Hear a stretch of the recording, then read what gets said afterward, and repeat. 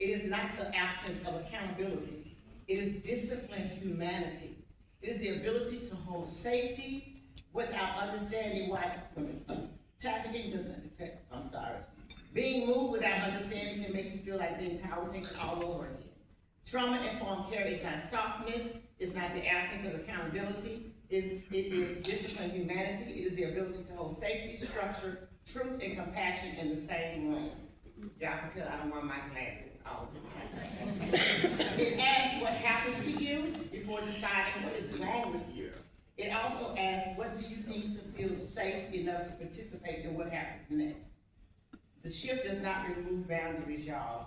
It changes the spirit in which boundaries are communicated. A child needs correction, but correction does not require humiliation. A family may need accountability, but accountability does not mean to require contempt. A young person may have made a dangerous choice, but that choice is not ease or dignity. Survivors remember how people made us feel. We remember who listened to us. We remember who believed us. We remember who slowed down. We remember who explained what was happening. We remember who protected our privacy. We remember who let us have a choice when choices were possible. We remember who treated us like a person rather than a problem. And unfortunately, we remember the opposite. We remember disbelief. We remember impatience. We remember being discussed as if we were not in that room. We remember promises that were never kept. We remember when a system felt cold, rushed, and impersonal. Every interaction becomes a part of someone's story. Your tone may become a part of a child's memory. Your patience may become part of their healing. Your consistency may become the first evidence they receive that adults can be trusted. Children are watching how adults handle power. They are watching whether you knock before entering, whether you explain before moving, whether you listen before concluding, whether you keep your word, whether you apologize when something changes, whether you speak respectfully about their parents and family, whether you see the child beneath that behavior. You may be the first healthy authority figure that child has ever encountered. You may be the first adult to demonstrate that power can be exercised with kindness. You may be the first professional who see the child beneath the behavior. You may be the first, sometimes the most healing sentence is not complicated. It may be, I believe you.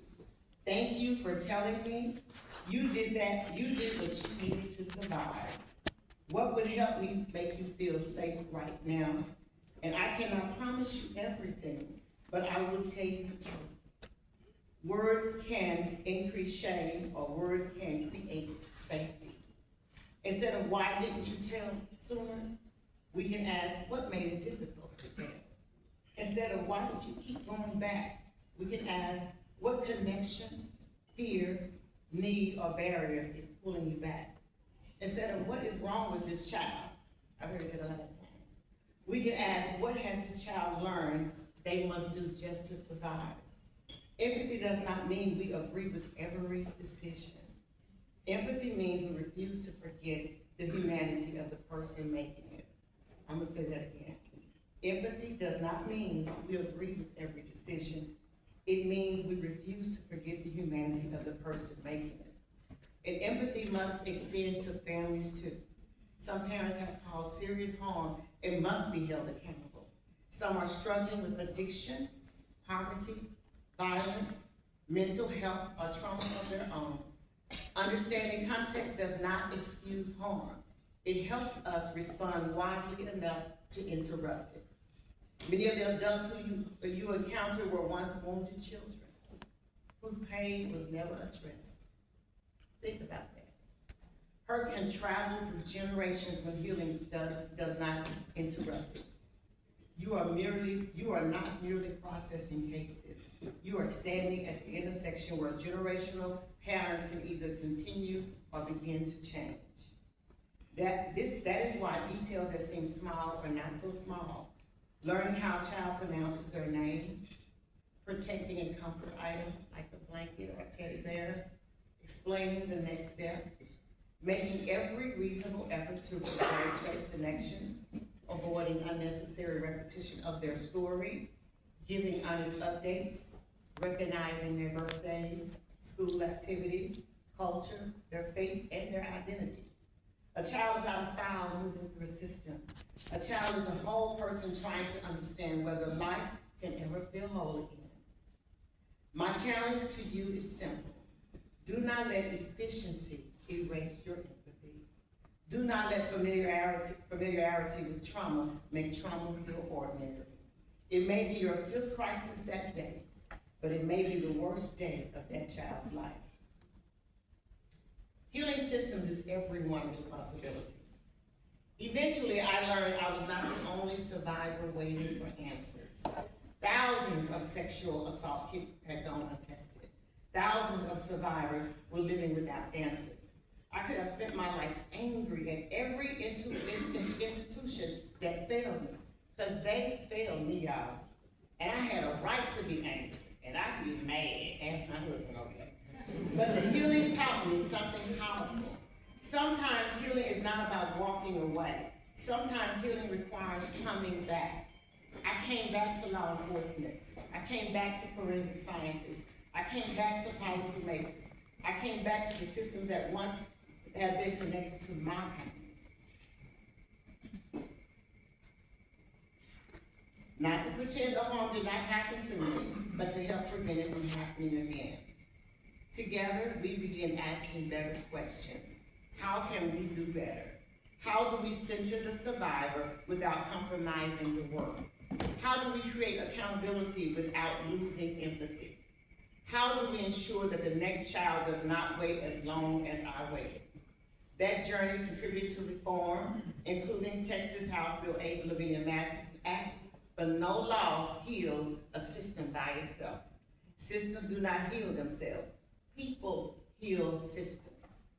Policies do not care. People care. Procedures do not comfort. People comfort. Forms do not create trust. People create that trust. A policy can establish the standard, but a person decides how that standard feels when it reaches a child.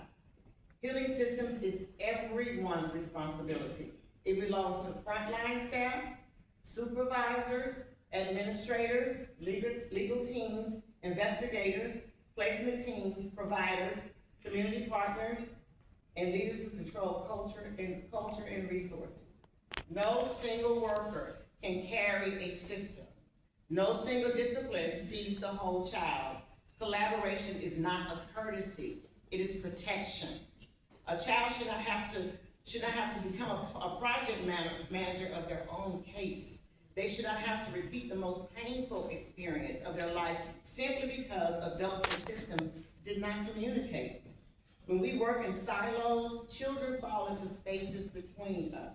When we share responsibility, information, accountability, and compassion, we create a net strong enough to hold them. And to every leader in this room, the emotional health of your staff is as a leadership issue, not merely a personal issue. Healthy leaders help create healthy teams. Healthy teams help create healthier systems. Healthier systems create better outcomes for children and families.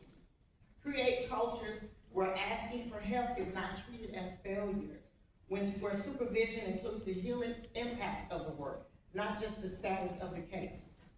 Where wellness is not a poster on the wall, but permission, practice, resources, reasonable expectations, honest conversation, and follow through. A traumatized workforce cannot consistently deliver trauma-informed care without support. We cannot ask workers to regulate every room while giving them no safe room in which to regulate themselves. Accountability and care must live together for the children and for the people serving them. The weight of the worker carries. Now, to the workers. I want to turn directly to you. Not your title, not your department, not your role, but you. You cannot continually absorb trauma and remain unaffected. You're not Superwoman, you're not Superman, you may feel like it. I used to feel like it all the time, but older I get, I realize I'm putting that down. So remember that. You cannot continue to sort trauma and remain unaffected. You cannot hear stories of abuse, neglect, trafficking, violence, addiction, abandonment, and heartbreak every day and assume your heart will never become heavy. You cannot walk in chaos, make life-altering decisions, witness grief, absorb anger, manage urgency, face criticism, and then simply turn off your humanity when the workday ends. Unless y'all all AI and you don't think y'all AI. Sometimes you take the child home in your thoughts. Sometimes a case enters your sleep. Sometimes a smell, a sound, or an age reminds you of someone you served or something you survived your own self. Some of you came in this work because you know what it is to hurt. You became the adult you once needed. And I started out that way. Becoming the adult I once needed. Yes. Whew. That's powerful to me because those things I didn't have, I was going to make sure I had. And that's the same thing that we do still in our world today. Those adults that we once needed. That can be a beautiful source of purpose, but purpose does not make you immune to pain, as you just saw. Your personal trauma and your professional exposure can touch one another. A case can awaken a wound you thought was settled. A child's story can resemble your story, your child's story, or a story from your family. That does not make you weak or unqualified, because honey, I ain't nowhere near weak or unqualified, okay? So just remember that. Just remember that. It makes you human, and it means the impact deserves attention. Vicarious trauma is real, y'all. It's real. Secondary traumatic stress is real. Compassion fatigue is real. Burnout is real. Moral distress is real. The pain of knowing what should happen while facing limits, barriers, shortages, or decisions beyond your control. It may look like irritability, numbness, cynicism, sleep disruption, headaches, dread, anxiety, isolation, overworking, difficulty disconnecting, loss of patience, or losing the sense of purpose that once brought you here. So stay on Google in the middle of the night, like me, trying to figure out, oh Lord, am I dying of this? Do I got this? No, you need to sit down, take some time off, and get you some rest. That's what that is. So, and sometimes it feels like feeling nothing. Sometimes it feels like feeling everything. Meaning helping professionals become experts at identifying trauma in others while ignoring it in themselves. And that's all. Because that's what I need, I'm telling you. So, with that, we call hypervigilance, we call exhaustion commitment, guilty. We call hypervigilance dedication, guilty. We call isolation independence, guilty. We call not needing anyone's strength, guilty, in all lives. But being strong and being well are not always the same thing. It's not always. You do not have to prove your commitment by destroying yourself in service to the mission. Self-care is not selfish. Boundaries are not betrayal. Counseling is not failure. Rest is not laziness. Asking for support is not evidence that you cannot do the work. It may be evidence that you intend to keep doing it with your humanity intact.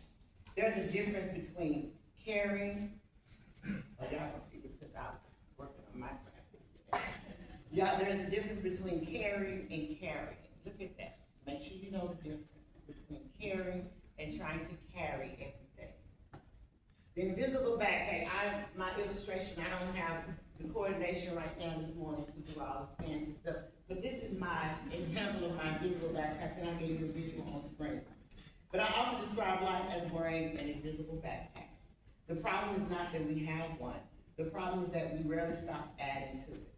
Inside are words like fear, burnout, perfectionism, failure, imposter syndrome, self-doubt, grief, pressure, responsibility, comparison, people-pleasing, exhaustion, and the backpack is heavier. Yet somehow, we convince ourselves that carrying more is proof that we are stronger.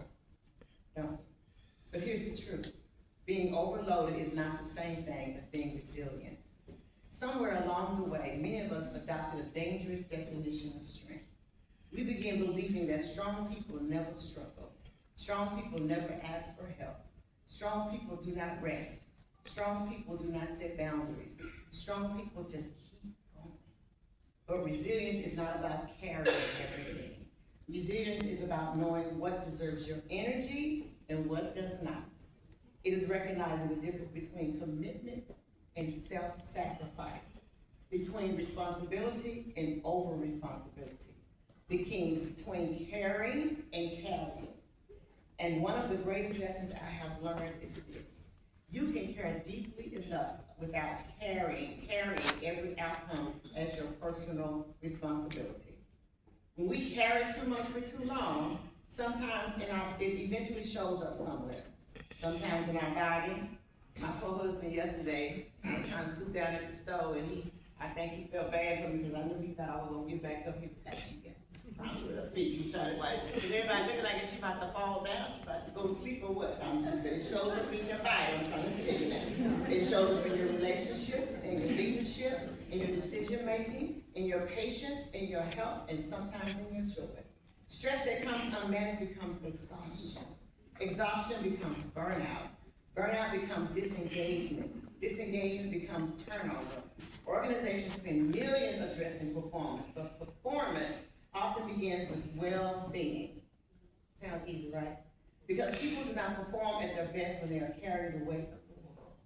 I worked alongside law enforcement, healthcare professionals, forensic scientists, government leaders, executives, advocates, educators, and the one thing I learned is this: that people everyone depends on often have no one asking them, how are you really doing?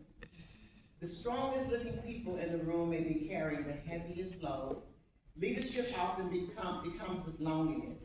Success often comes with pressure. Achievement often comes with expectations. The higher you climb, the more people assume you do not need support. But no one is immune to the effects of carrying too much. And so what if success was not measured by what we accomplished, but also by what we refuse to carry? Wouldn't that be amazing? What if leadership included protecting our own well-being? What if boundaries became a sign of wisdom instead of weakness? What if asking for help became the act of courage instead of failure? What if we stopped rewarding exhaustion and started celebrating sustainability? Because organizations do not become healthier until they until the people inside them do. I would like to invite you into a moment of reflection. Ask yourself, each and every one of you, what have I been carrying that no longer belongs to me? Ask yourself that. Whose expectations am I trying to satisfy?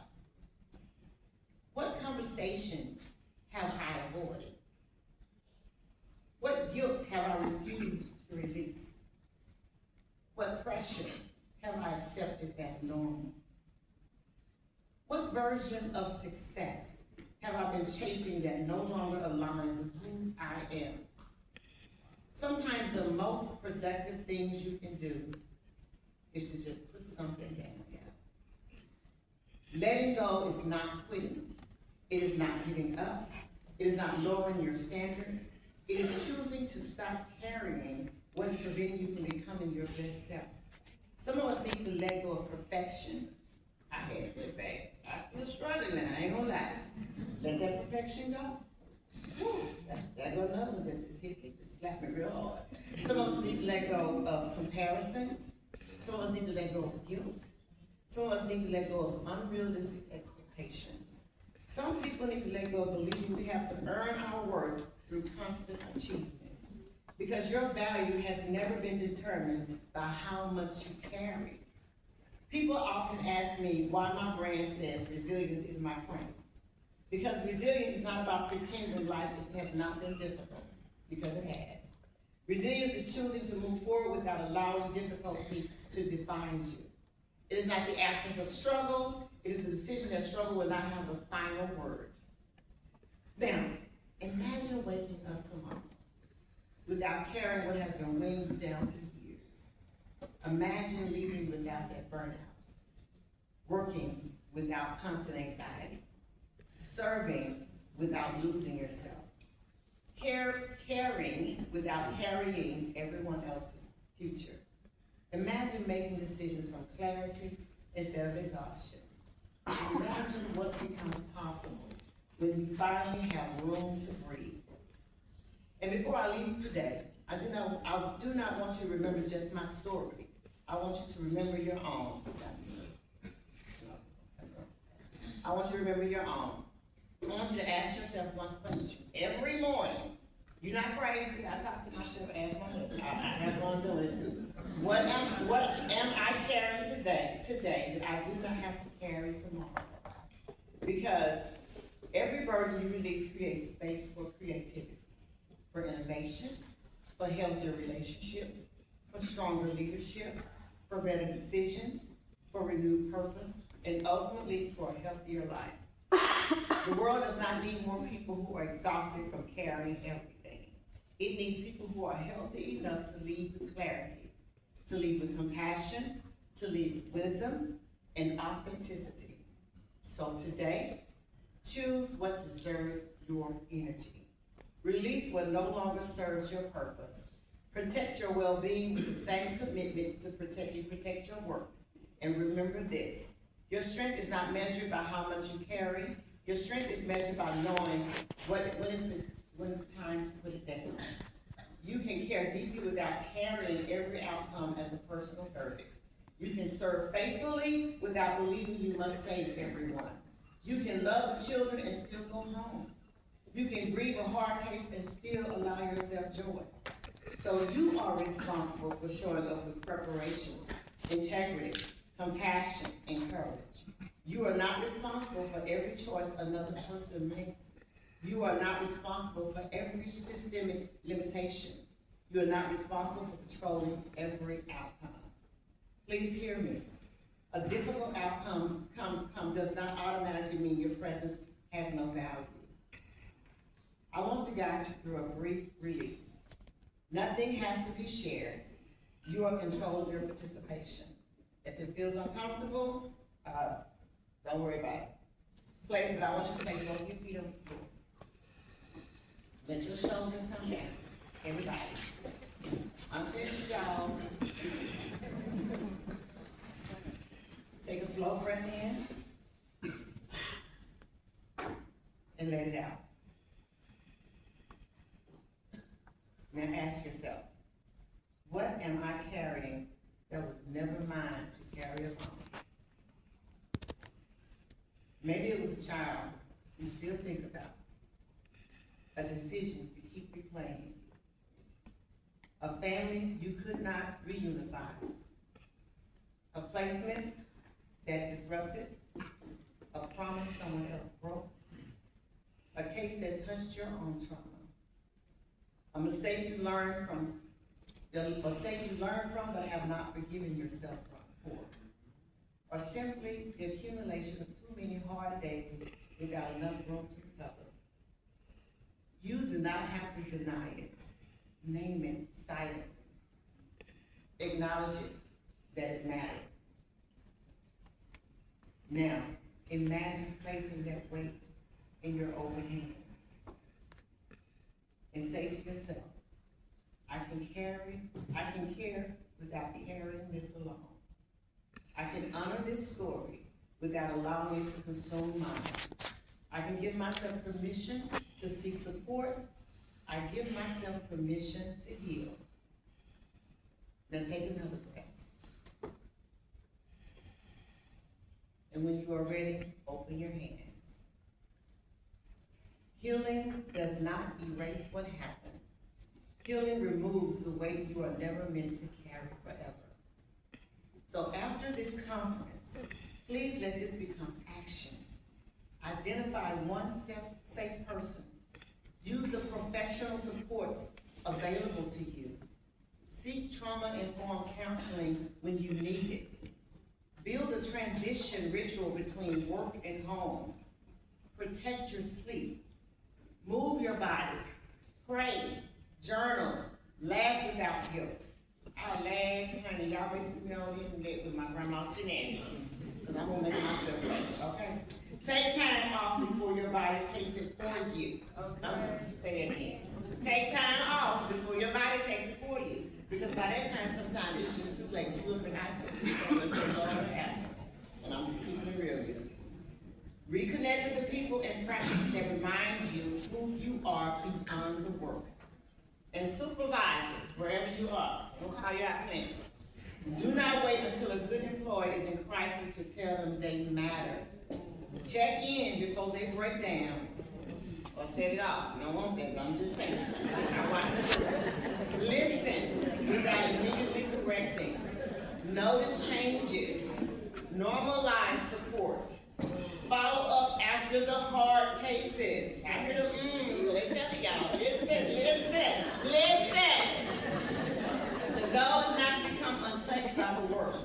The goal is to remain tender without being consumed, compassionate without becoming depleted, and committed without disappearing from your own life. As I have grown older, and healed deeper, one word has become increasingly important to me: legacy. Not awards, not recognition, not titles, not accomplishments, but legacy. Eventually, we began asking different questions. Not what did I achieve, but who did I impact? Not what did I earn, but what did I leave behind? Not how many people knew my name, but how many lives were different because I lived. People frequently introduce me as the woman whose name is attached to the law, the woman who helped expose the rape kickback law, stood before legislators, and fought for survivors.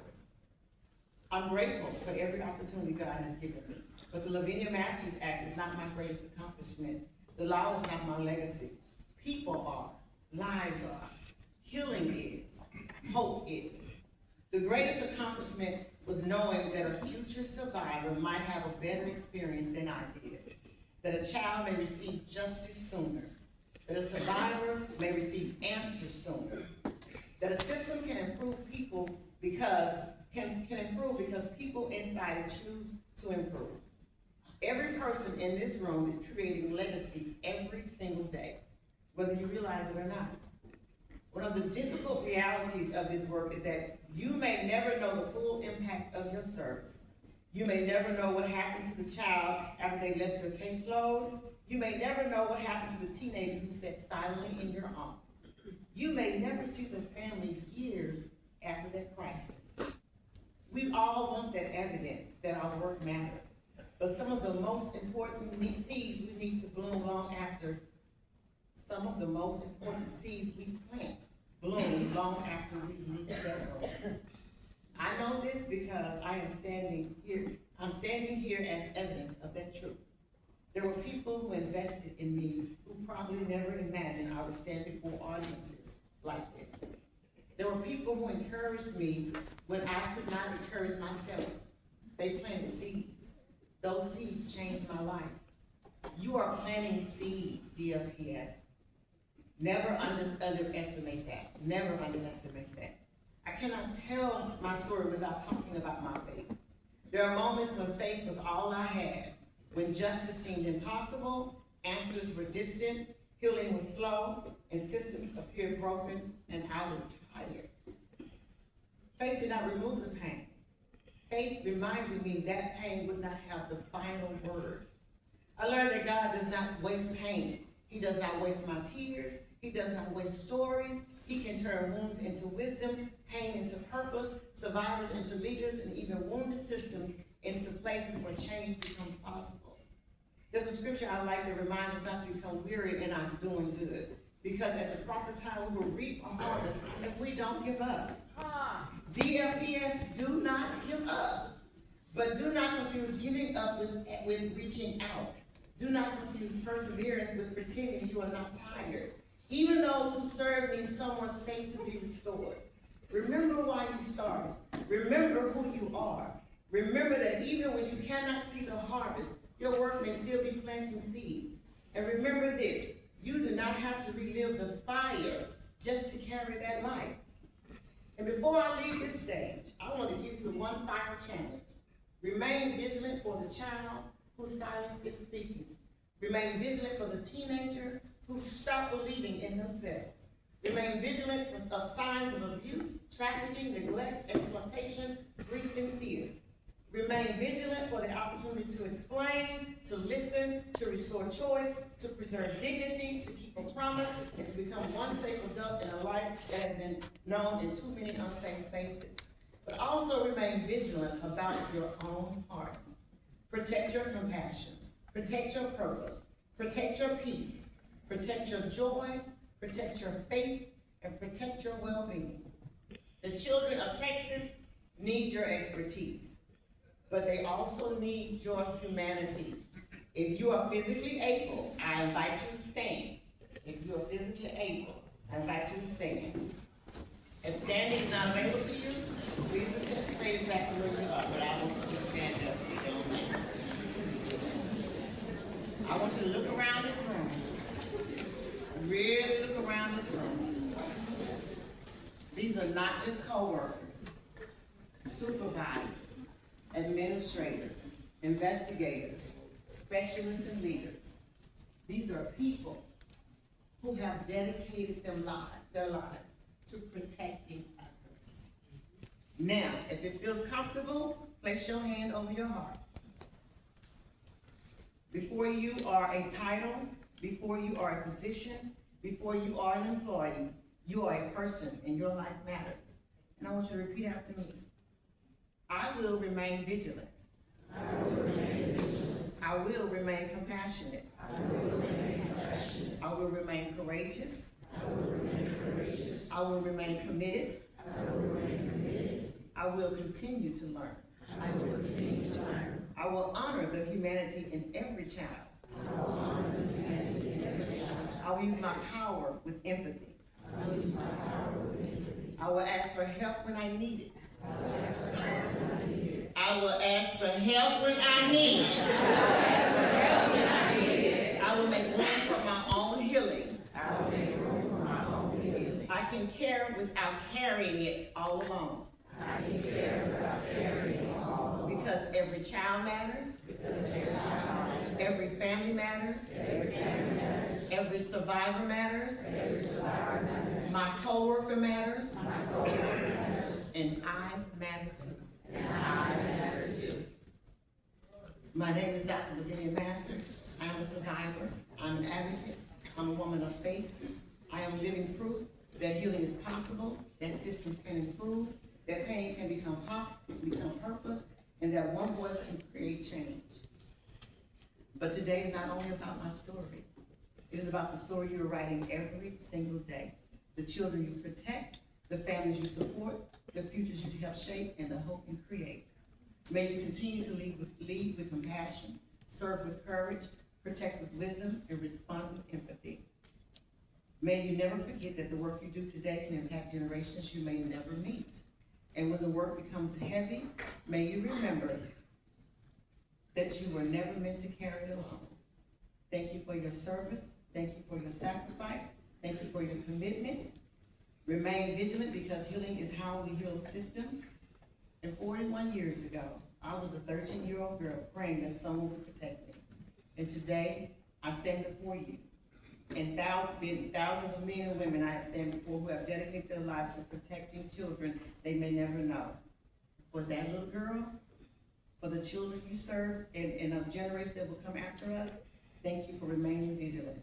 God bless you, God bless your families, and God bless the children and families of Texas. Thank you.